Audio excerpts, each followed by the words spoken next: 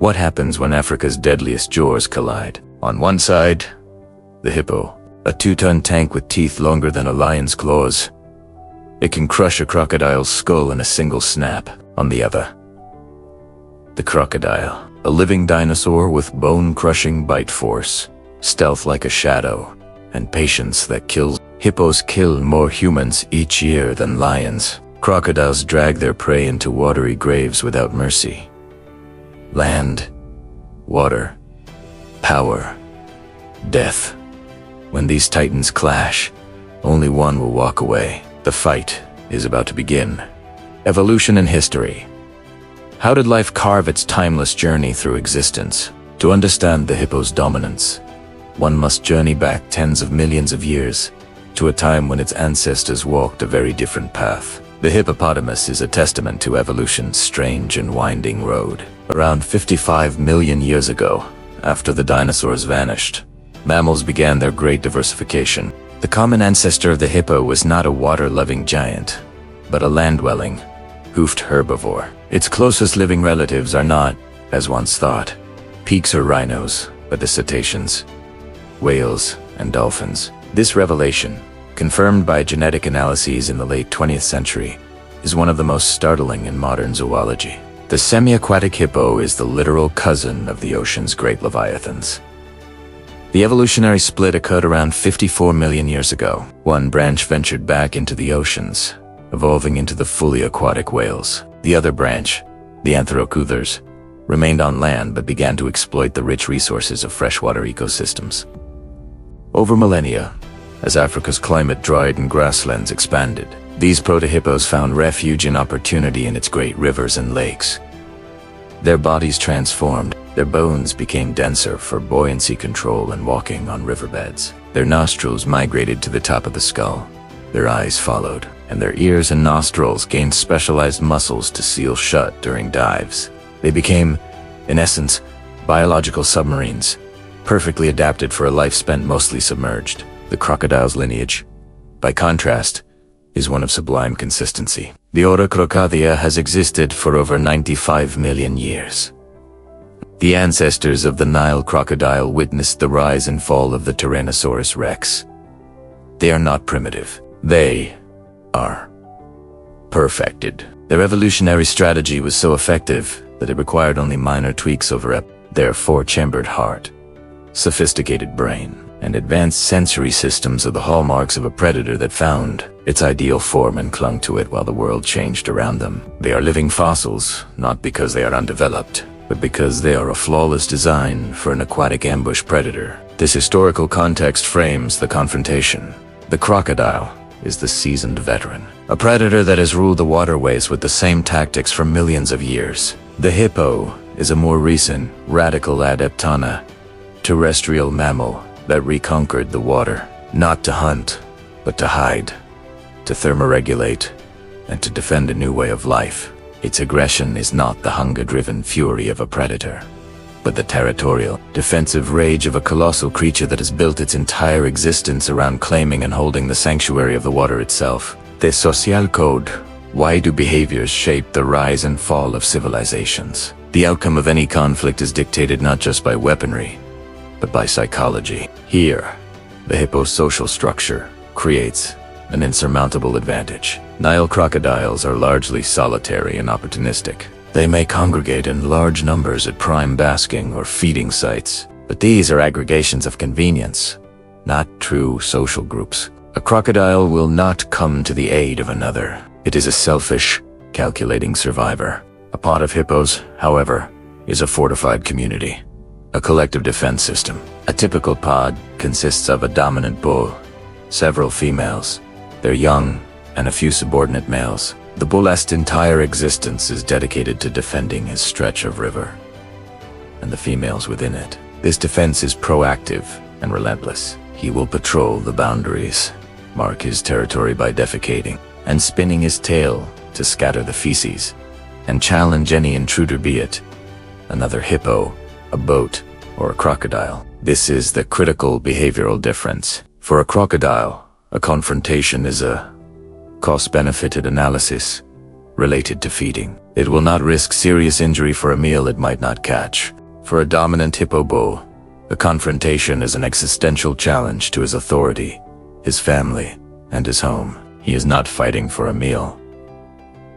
He is fighting for his legacy. This makes him utterly uncompromising. Witness accounts and documented footage from wildlife documentaries consistently tell the same story. A crocodile that foolishly lingers too close to a hippo calf will be met not with a warning, but with an immediate, overwhelming assault. The hippo will charge, its multi-ton body a battering ram, and bite down on the crocodile with bone-snapping force. There are records of hippos biting large crocodiles clean in half.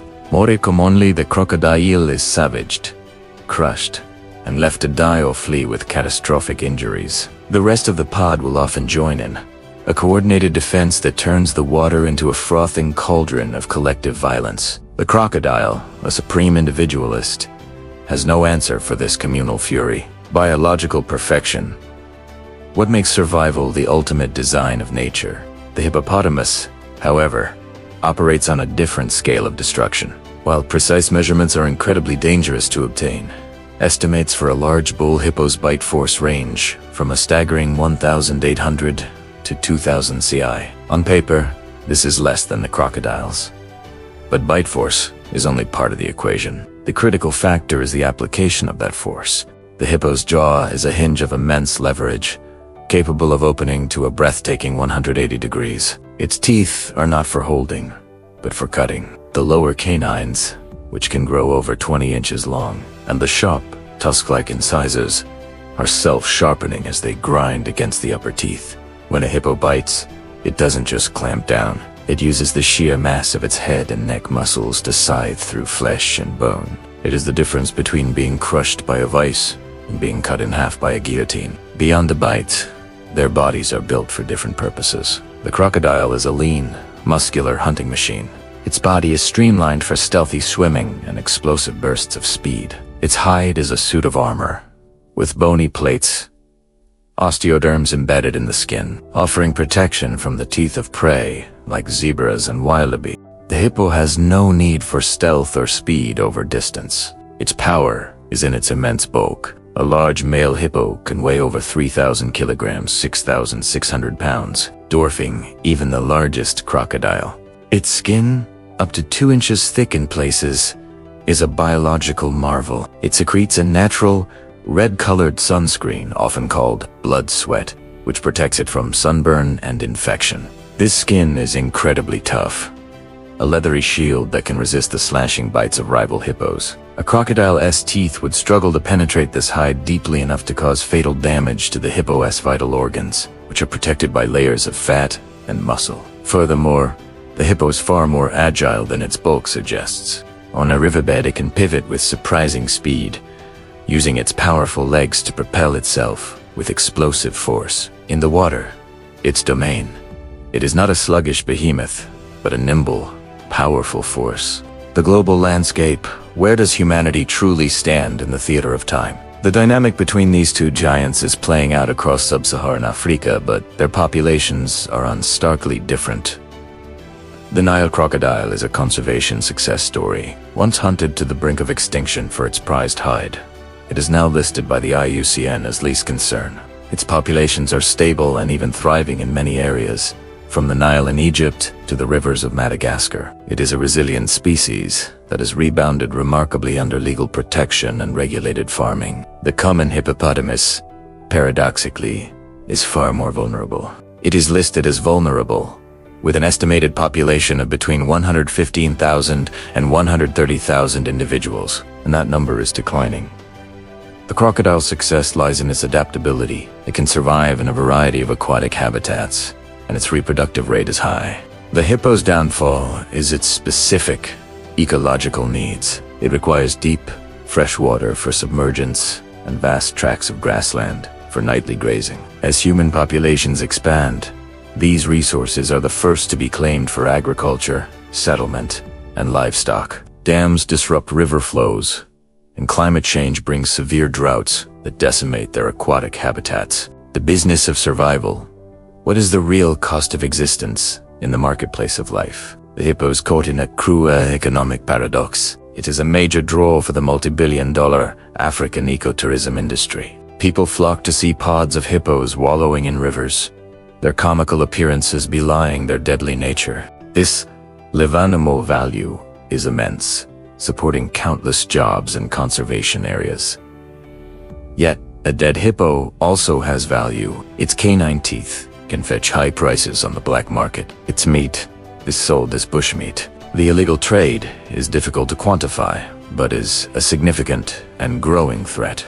The legal protection for hippos varies wildly across its range. Some countries, like Kenya and Tanzania, have strong protections and anti-poaching units. In other, more politically unstable regions, enforcement is weak or none. The survival of the hippo is thus not just a biological challenge, but a socioeconomic one, requiring solutions that make the living animal more valuable to local communities than its corpse. Death and decline is every legacy destined to vanish into silence. For all its power, the hippo faces threats against which its teeth are useless. The primary cause of death for adult hippos is not predation, but humanity. They are poached for their meat and, increasingly, for their ivory canines, which have become a lucrative substitute for elephant ivory. They are shot by farmers, enraged by crop rates. They are caught in fishing nets and traps, and they are succumbing to diseases like anthrax, which flares up during droughts when animals congregate in contaminated pools. If the hippopotamus were to vanish,